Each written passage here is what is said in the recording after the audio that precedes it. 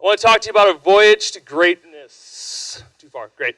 And about how I decided to be the captain of my own ship instead of a deckhand. And my story isn't nothing too sexy. I'm not one of those great software entrepreneurs who just lays on the beach and collects money all day long. I started a business, which is a service business, but it's a creative, and it's allowed me to do a lot of amazing things. Go back to college, like entrepreneurship. When did it first start for me? I believe it was my junior year. I realized that I had something somebody wanted.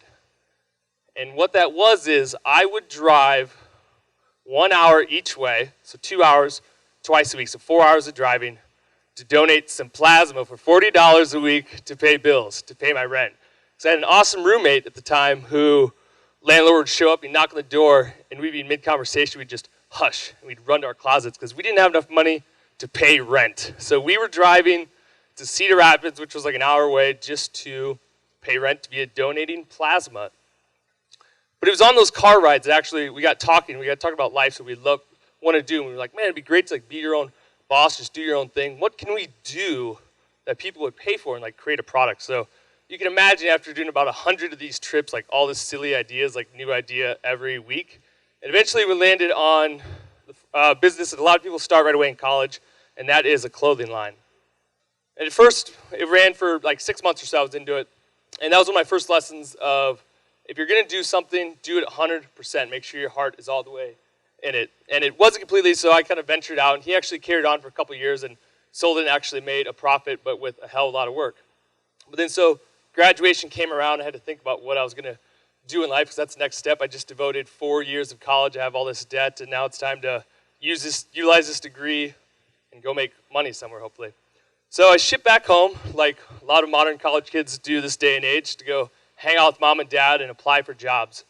And what I did, I went back home, a little bit of complacency thing. I had a job offer, which was with my brother, which I went to school for video production, so a lot of cameras and computers.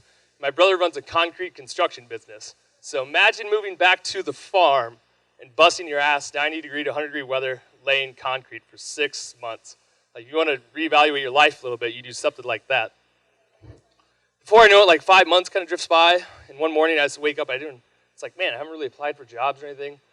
The question just kind of hit me, and I'm like, what the fuck am I doing? I moved back home, I'm busting my ass laying concrete, I have skills, I have something to give to the world, and I can receive in return. So I immediately packed my stuff back up, and I was like, brother, I love you, but it's time for me to go do my thing, go on the voyage to greatness. And so I headed back up to the Cedar Valley area, and I started pounding on doors to do motion graphics, video production for anyone who would take me in. And I got an opportunity for a gentleman to do a banking commercial. And I knocked it out of the park and did a couple other freelance gigs, which eventually was turned into full-time clients. Before I know it, kind of 6 months goes by, and I was like, wow, it's been 6 months, and I'm still eating and all those things, which is good. I got some clients, and then a couple years go by that I'm finally building a business. After that 6 months, I was like, I'm going to build this into a full, legitimate business. I'm going to do this. So I have Visual House, right? And this is our video production company that we focus on storytelling on the web. We work with clients in the financial industry, ag industry, nonprofits, all those areas. I was in Amsterdam recently, and I want to talk about, Mitch talked about it yesterday, but getting lost, curiosity, and what that does for me in my work. And I was walking around Amsterdam. I landed the first day, and I get out the touristy map, and it's all in a foreign language of Dutch, and I'm trying to figure out where I'm going because I want to get to exhibit. And I just jump on this tram because it looks like it's going in the right direction. I'm just sitting there, and all of a sudden I have this anxiousness just kind of built up inside me. And I'm like, I need to get over this and figure this out, figure out what kind of person I am, get very uncomfortable. So here I'm in a foreign country, just kind of traveling around, kind of figuring out the maps and the roads. And we get off, and we're trying to get to a Heineken tour, I think, another touristy spot with all these people. And I'm kind of walking with the map, and I like to, as a photographer, sometimes just wander without direction. So I just kind of fold the map up and tuck it in my back pocket. I'm like, I think it's over that way, but I'll just kind of wander these streets. Because I'd seen the sights and sounds of Amsterdam, a few touristy stuff, but it allowed me to see the authentic side of Amsterdam. Here I was 3 or 4 blocks over, no people except for the locals, 3 or 4 blocks over, just tourists galore. And it just allowed me to walk into this unique, beautiful, 4 or 5 blocks square, very authentic. Really appreciate where I was and get away from the hustle and bustle and get away from the crowds and kind of where the magic is at. Sometimes it's by yourself. Like, just don't hang with the crowds all the time. And I just got to see this beautiful artwork. There's a ship up there, which is nice. Some bikes. Amsterdam's a very bike-friendly city. Just kept wandering around, no direction. Think about, like, how else do I do that in life? I have these other projects that I've kind of started as a creative. Like, I'll start up, maybe it's a new business venture or a product. I mostly do it out of curiosity. As children, we have a whole bunch of curiosity. I was recently at my niece's birthday party, and one of the guys brought, like, some little water toy thing. I don't know. They put it together, and everyone looks at it like, man, what does that thing do? And like, I don't know. You just put some balls in it, and water splashes around. Little kids are loving it because they have imagination. We lose that as adults, our curiosity. We're so quick to, if we have one question, just like quick call someone, hope we get the immediate answer, as opposed to just kind of exploring and figuring it out ourselves and tripping along the way and, just learn some things about ourselves. So, like with business ventures, I do it all the time. Like, maybe it's a new project, it's a web project, and I'll just kind of geek out, get curious, and I'll dive into it, not really knowing what any of it is. And I'll be like, oh, I just need to put this product on the web, and then 100 people are going to buy it. It's that simple. Recently, we had a thing I tried to launch called Zogo, and I was like, oh, it'll be template animation, website service thing. I just got to make a couple of those, put it online. I think you just put a shopping cart up there, and bam, it should be done in, 3 days, right? So I'm telling Josh Winkles, it's like, Josh, put this thing together in like 3 to 5 days. As it goes along, you start to figure out, like, wow, I guess there's more things to this, like the shopping cart. First, you got to go to the payment processing, then you got to link a bank account, and then maybe I should think about this whole email funnel thing. Like, when someone gets my product, what kind of email do they get? How do I get the product to them? What's the follow-up to make sure they're getting the product? There's all these extra steps that by getting curious and kind of wandering and exploring, you start to learn these things. So I really encourage you guys to go out there and just get lost, and you'll find everything. You'll find, like, the true magic, things that you can really appreciate that are maybe not around the crowds or whatever. Like, to me, it was authentic Amsterdam. Now, opportunities are going to come up in your life, and recently I started out my 2013 year in Africa. This was something that I couldn't have seen happening in my near future, but it was coming along. And for opportunities that are going to show up in your life, you constantly need to be preparing and positioning yourself for that. Because one day if someone just shows up, hey, Calvin, you want to go to Africa, and if I'm fresh out of college, they're like, you want to 100 shoots a video, maybe climb a mountain, I'll be like, yeah, sure, whatever, I don't know. But I really had to prepare for that. And along the way, I didn't realize, like, that opportunity was going to come. But about a year prior to that, I realized the things I really wanted to start doing, and that was one of my dreams is adventure, micro-documentary, travel documentaries for nonprofits that actually tell stories that impact people. And I remember writing this down on a dream sheet at one of the many dream gatherings I've been to. And so to make that happen, I knew I needed to get better at telling stories. So aside from the business, like client work, we get great client projects, but sometimes restrictions are just selling. It's not the right kind of art that we want to be doing. So I decided to start a side short-lived project called Think, Make, Ship, which was just micro-documentaries with entrepreneurs. It allowed me to learn a little bit more about storytelling, pushed it out there, got some views, and eventually after doing that for, it took us probably 6 months to create 2 episodes, but a gentleman saw one of those, and he's like, I really like what you're doing. You've got a lot of skill. I want to talk to you about my movement, what we do, and it was called Peak for Poverty, which is a nonprofit based out of Iowa, and they organize stateside, so national and international hikes, then proceeds go to orphans that they sponsor and pays their school fees. So I'm like, great, this is kind of like funneling into my dream. So we connected, we talked about it, and I was like, yeah, here's my dream where I really want to go. I've been kind of doing all this work, like preparing, getting myself, my skills ready, my chops, I'm investing in myself, the business, equipment, all those things. Let's kind of make this happen. But the other thing with opportunities, you need to be in the right position to take them. And had this opportunity come up about a year prior, when I was still like the sole proprietor, the only one in the business, I probably could not have done it because I always constantly have client projects running. I'm constantly shooting, editing, working with. And how do you just kind of put life on hold for 5 weeks, jump across the ocean and go hang out in Africa, climb Kilimanjaro, live in some orphanages? Could I really do that? And thankfully, it was about 8 months previously, I made a huge decision. That was finally bring someone in, which is Alex back there. And I knew I got to a tipping point of where I wanted to go, that I was maxed out and there's nowhere else I could go. So I need to put myself in a position as a company and a person to be able to explore projects that we wanted to do, and the only way it was to do that was to actually scale up. So I brought in Alex, and had I not positioned myself like that, I would not have been able to go to Africa. And I've done this a couple other times in my track record in my business, and I did another series once. In college, there's a thing I did called Strip Down, which is just really taking musicians and let's have you play acoustically, and we'll interview you, and we'll just like mix it together and put it on TV somewhere, just as a pure passion project to learn skills, because then I didn't know much about video production. Like I didn't know anything about like directing, audio mixing, really good editing, running a crew. So I did challenge myself to do that, to pull all that together and actually create like 6 episodes of all these bands and these groups. And so I wanted to revisit that idea because I'm a musician, so I'm very passionate about music. And in Des Moines, I saw this series called Lunch Unplugged, which was really just over the lunch hour, the local performing arts was bringing in touring acts to play. You could come in for like $10 and have lunch and play. Or they would play music and you would enjoy it. So I was like, oh, great. I'm in Des Moines. Maybe I could do this for like, I was thinking exposure. Like I'll just approach them to do kind of the same small documentary thing called Lunch Unplugged, basically. And we'll just videotape their live performances and do interviews and keep crafting my skill set as a storyteller. And pro bono, I went in there and did like 3 episodes just for the sake of the passion because I really enjoyed it. Like, I didn't care about making any money from it.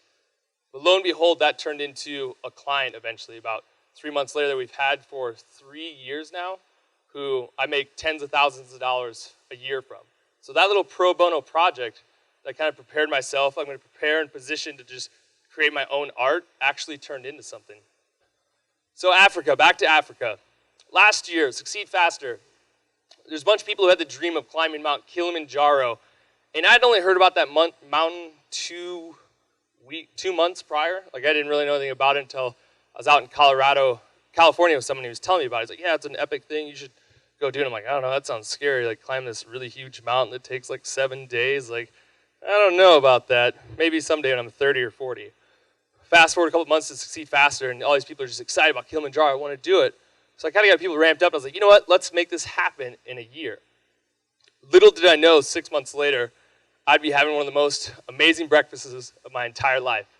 A granola bar above cloud line. You guys see that? Like planes fly up there. And I'm just sitting there eating a granola bar with my water frozen, freshly not showered for 6 days, get that going on.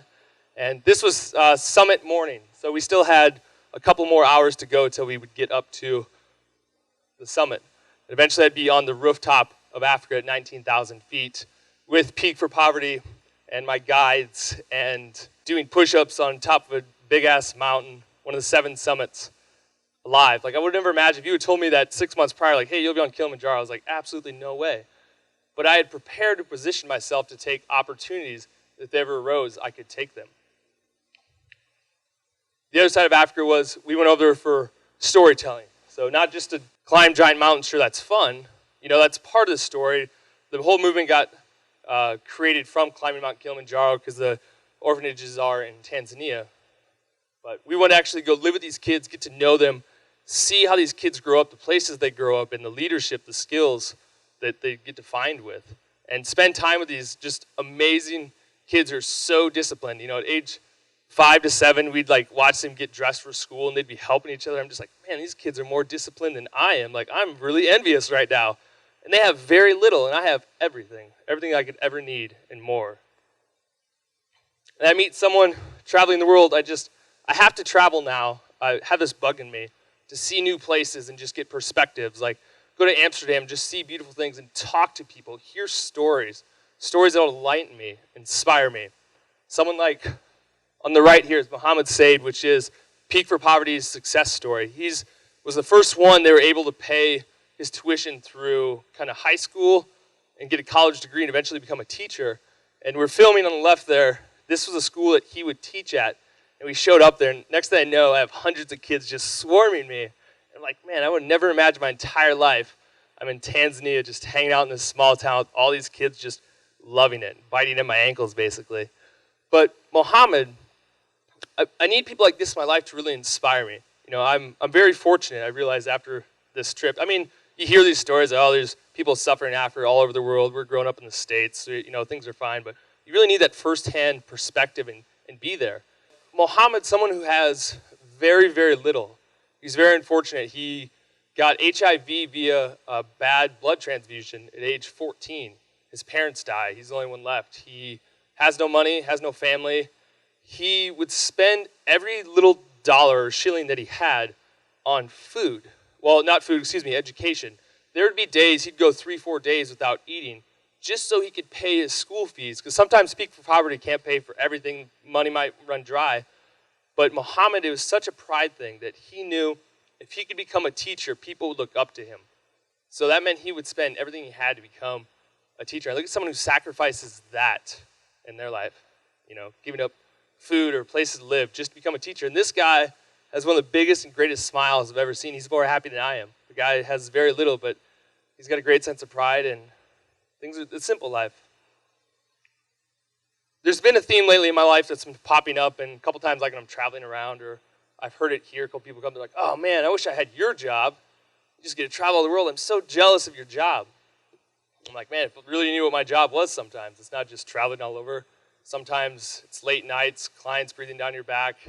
I don't have one boss. I have like 15 or 20 bosses called clients. And so people that come and be like, man, I wish I had your life. It just seems like you travel all over. And it's like, I got thinking about this. I'm like, what's so special about my life, my job? And it's not necessarily the job they're after. It's kind of lifestyle that I've been crafting and creating.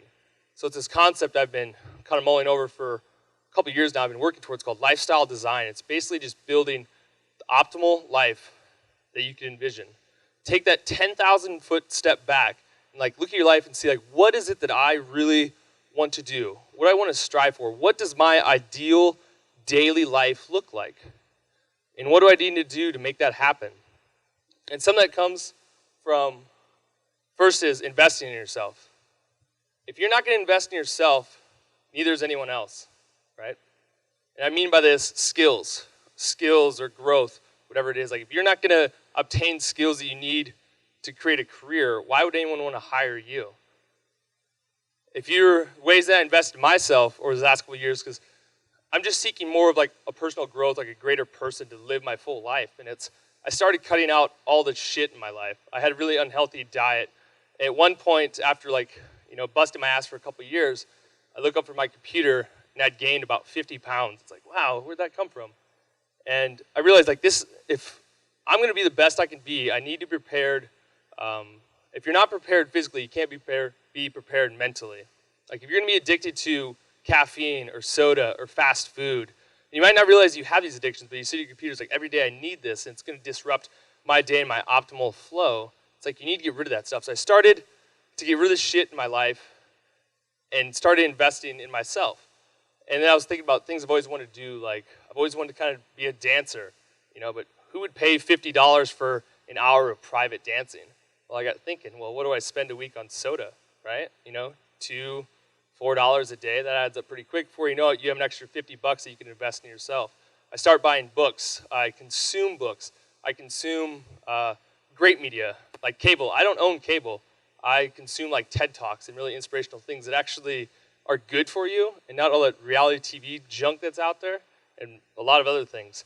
But invest in yourself, because if you don't, no one else will. So give people, if you do, people will see that you're serious, and they will invest in you, such as people give me an opportunity to go to Africa. Utilize systems. As I've realized, in order to do the things I really want to do in life, like lifestyle design, travel, I need to create systems that's going to create income and savings. And so I automate a lot of my life, things that I don't like doing, I outsource that or set up systems, because for instance, bills, I automate that and my savings and all those things, because I would spend, whether it's 1 hour a month, you always got to sit down and do all your bills, or 1 to 4 hours, whatever it is. I simplified it. I was all my bills are going to be due on this day. I'm going to set up automated accounts, so money, I'm going to get paid once a month. It's going to go to this account, pay all these bills. Money's going to go straight to savings, to an IRA, to another personal savings, and eventually I'm going to get a little chunk of spending money. So otherwise, before I would just get a bunch of money and be like, oh man, I have all this money, what am I going to do with it? I can party like a rock star, right? Before you know it, you're not saving anything. And by doing that, you create extravagant savings just super fast. And it allows you to invest in yourself and buy outfits or take trips. So time is very valuable. It's about it's the most valuable thing you have in your life is time. You're constantly selling time. So if it's simple things like mowing your lawn, like maybe that's an hour every week, right? But what if you'd rather be playing guitar or doing singing lessons or having dance lessons for an hour a week, wouldn't you rather outsource or get rid of that system instead, actually enjoy your fuller life, right? So try to think about some of the things in your life that seem kind of like a burden. You sit down and you're just like, I do not want to do this. It's kind of like those, as Matt was saying, those frogs every morning. But if you can't do the frogs, or if you can outsource those frogs, create systems, absolutely do it. And health, like health was a huge one. So I make sure that now, after like waking up one morning, like looking in the mirror and needing to step back a little bit and get a bigger mirror because I'm filling it up because I'm getting so big, I'm like, I need to take control of myself. So systems, you create habits, like really good habits. I eat healthy. I'm inspired by people in my life like TJ Anderson, Mr. Live Healthy, who's all about vegetables and get rid of candy bars and just this crap in your life. And just basically going back to, if you want to be prepared mentally, you have to be prepared physically. Pursuing my ideal life. What do I need to put in place to pursue it? So not only some systems, but the other two huge components are mindset. So you need a great mindset, which you've probably heard many of times, but I can't specify this enough, and community. And mindset's going to kind of dictate, it's all about the things you read, things you consume. If you're sitting at home and watching the news, which is very negative Nancy a lot of times, and watching reality TV or just looking at your friends on Facebook who are bitching about life, like negativity breeds negativity. That's going to come into your conscience. It's going to work its way in there slowly. Just like those pounds in my life slowly add up, like one soda at a time turned into two, and before you know it, look at the effects it's having on you. So mindset is key. I get in masterminds. I listen to inspirational things, podcasts, just come to amazing events like this, network with people who are just like vibrating at a whole nother level of greatness. And community. I knew I had to build a great community because in college, we have these people we grew up with in our life. And I struggled with this about 2 years ago. It really hit me that I had all these friends you really grew up with. Like, I'm a small town guy, so you grow up with 13 to 40 people that you really know, and you build these friendships.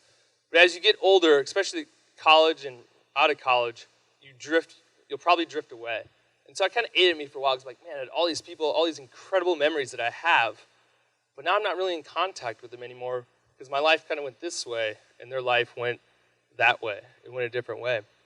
And I was talking to my uncle about this, and I was feeling kind of down about it, depressed. I was like, I'm not quite understanding why this is happening. Why can't I keep these people in my life? But at the same time, like they have some really a lot of negative attributes that are not really me. Or maybe they're not negative, but they're just not me. The things that are really interesting, things that I'm pursuing in life. And so I was talking to him. He's like, your whole life, you're smashing a room with a bunch of people, and you're forced to become friends with them. And then you get to college, and you get a chance to reach out and find very like-minded people with the same interest as you, people, maybe the same hobbies. People are going to challenge you, question you. People are going to help you grow. And you start to drift towards those people in your life. And I think I was like, wow, you're right. I guess, the first 20 years of my life, that's only, 1/5 of my probably life expectancy. Because I'm going to live to be 100, absolutely. Coming back to community, it's who's in your flock. You are and you will become the average sum of the 5 people in your life. So if you're hanging around those negative Nancys your whole life, you'll probably become a negative Nancy. And this even happens like on a monetary level. If you're hanging out with people who are, making income of $20,000, $30,000, relatively poor, you're going to start to develop those same kind of mindsets, and most likely you're going to have the same kind of jobs. You're going to have the same kind of habits as them. You become the same exact person. So I saw those kind of trends in my life, and I knew, that's not what I want to be or where I want to go. I know where I want to go, so I need to find these kind of people. So I surround myself, in business obviously, always doing business things, mastermind groups, right? Get in a room with 5 guys twice a month who just challenge each other really hard. How can I grow my business? But it's not only business all the time, because life is really about its character, right? Your character drifts into personal and professional passions and pathways. So, I joined a book club with some really great people, and it'll be like books on, psychology and just really stretching your brain, like stuff that's just kind of way out there, but it's like, wow, I'm really enjoying this, and things I'm actually able to let my real emotions out, like things I've been burying for years and stuff that I didn't even know was there. But you have to release those things to become greater people. And so I look at the people who are in my flock who, people, like I said, I mentioned TJ, Live Healthy, so he inspires me to work out. Like Yo Sandy this morning, I wish I could have been there. That's badass. I mean, this guy is constantly working out. And seeing those trends and hanging around those people adapted into my lifestyle. So before you know it, I'm constantly running. I shed 50 pounds, and now I'm getting all these comments like, wow, Cal, you actually look kind of good. Like, what's happening with you now? Like, well, thank you. I actually, got off my ass, and it feels good. And people like Dane Maxwell, who will be here later, but some of you guys know him, but incredible friend of mine, and just really growing and bonding with him and getting on that level and caliber of people, just like everyone else in this room, and always surrounding myself with those types of people. People who are going to challenge me and have my best interest in mind. So I want to give you 3 tactics that I haven't really heard, which is good, because I was hoping to use some new material. 3 tactics which I'm going to coin weapons of mass construction, to be positive. 3 things that I've really been using these last 4 years of my journey. First one is the pivoting path. I sat down with Mitch Matthews, it was probably a year and a half, 2 years ago. It was for coffee one morning. We were talking about my life, like where business was going, where my life was going, but where I wanted to be. And they're 2 different things. And sometimes you're just walking, kind of looking down, and 4 or 5 years will pass, and you're like, oh man, how did I get over here? It's not much farther than where I was. It's not where I want to be. I kind of want to be over there. And so overnight, you can't just be like, I'm going to jump over there and do absolute great things, change the world instantly. You can't do it overnight or pursue your passions. But you can ask yourself, like, what's the 1 to 10 degree shift you can make that'll slowly change your trajectory to get towards that?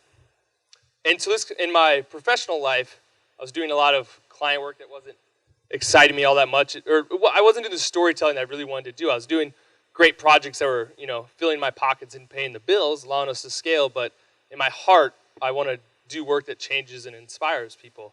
So that's where I was talking to Mitch, and he's like, so what can you do to kind of slowly shift to get you on the right trajectory where you need to go? I'm like, yeah, that's where I'm going to go back to doing those personal kind of projects so that people can see those types of work, and I'll get exposure. They'll be like, we want to hire this guy because A, he's invested in himself, and he's doing really great things. Because no one was going to pay me to do it. I might as well go do it myself, right? And honestly, my favorite work to do is work that I don't get paid for. There's no monetary gain from it. That's like the most fulfilling work that I can do. And so I call that the pivoting path. Like, how can you slowly pivot to get to your final destination of where you'd like to be? So maybe ask yourself, where's your ultimate end goal, or what career, or what job do you want to be in? What can I start doing today that might get me there? Maybe it's learning a new trait, a new skill.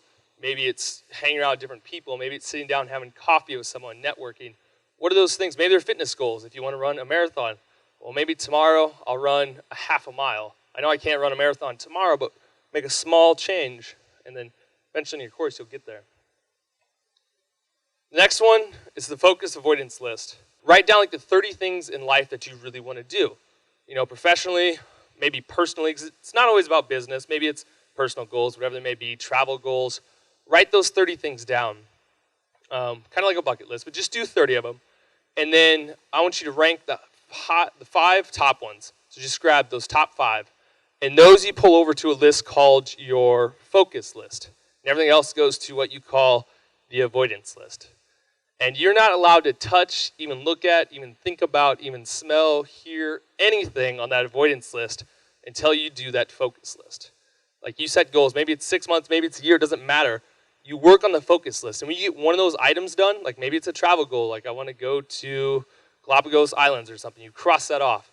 And then you're allowed to pull one more thing over and keep that focus list at 5. You keep it at 5, no more. So use that tool to decide the things you want to work on so you're not distracted by new shiny objects, because that'll happen a lot in your life. You'll get this new idea, or you'll see something you just want to chase. It's a shiny object that's really distracting you from what you need to be doing, the work that's most important. And the other one is the 20-mile march. So the 20-mile march, it's basically a historical, I want to say modern day, early 20th century story of the tortoise and the hare fable. In 1911, there's 2 famous explorers, Roald Amundsen from Norway and Robert Scott from England. They both wanted to be the first person to get to the South Pole. So they loaded up some teams and they just started heading there. And Robert Scott, his game plan was, the days it's really nice at the North Pole, we're just going to bust ass and go as far as we can go. And some days they'd get like 60-some miles, and days it's rainy, crappy, really cold, we just won't go anywhere. And Amundsen, his goal, or his game plan was, we're just gonna do 20 miles, rain or shine, every single day. And so when Scott finally gets to the South Pole, he gets there and he's too late. You would think the guy doing 60 miles or as fast as he can on the good days would be there, but he gets there and there's already Amundsen's flag is there. So they lost the race to the South Pole, and on their way back, most everybody, if not everybody, on Robert Scott's team ended up dying from sickness and illness from pushing too hard. They'd overexert themselves. Burnout. And it comes down to that procrastination and burnout are equal enemies to success. So you think about those all-nighters that you might be pulling, burning the midnight oil, like, I'm just going to crush it, I'm so busy, I'm just going to go, go, go, go. It's not in your best interest. It's what are the small, little wins every day, those habits that you can do that'll get you to your end goal. And that's what Amundsen's team was doing. And how I apply this in my life is, in December, I had this crazy idea. I was reading some blog thing, and I like to do I was like, 2013 is going to be the year of challenges, plus I've just worked on this like fitness, just trying to get really fit. And I came across this guy who created like 2 apps or something, and his write-up was he always wanted to do this challenge of 36,500 push-ups in 1 year challenge. It didn't matter how you did them, you could do them all in one day. If you're a super rock star, spread them out. And I was like, all right, this sounds doable, and he created an app, and I was like, but it comes down to doing 100 push-ups a day. I was like, so why don't I just do this?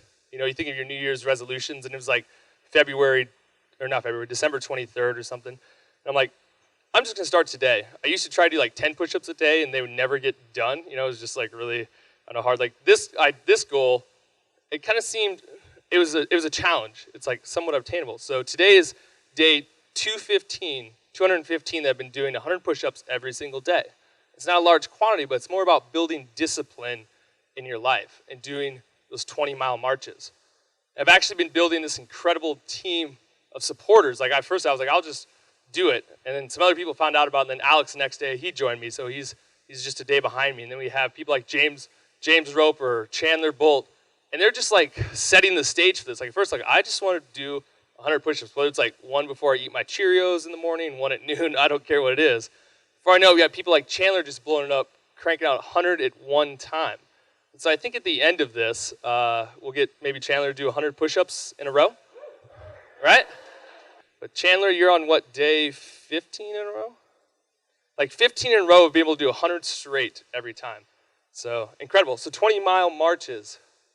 What are the small wins that you can do every single day? All right, now I want to talk about that whole analogy I started off with, the captain of your own ship and not wanting to be like a deckhand. Did I say that in the beginning? I hope so. I chose to be a captain, not a deckhand. Good. So I'm going to keep wrapping this up. But the vessel for the open sea. And really it's like the open sea of opportunities. And at one point in my life, I kind of found myself in this place I would just call the safe harbor. There's some waters. I'll just say I was in a ship, and I would call this like post-college, whatever. Just follow me on the story.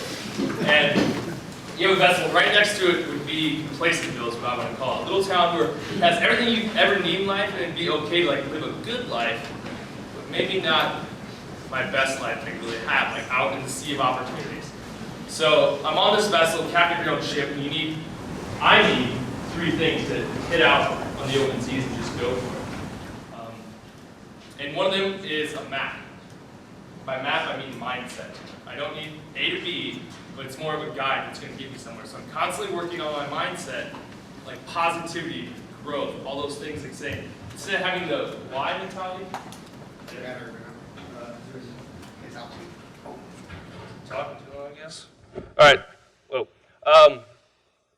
So I have a map, which is my mindset, and so that's going to kind of dictate, show me where to go a little bit, and then I'm going to need a stellar crew to help me on this ship, right?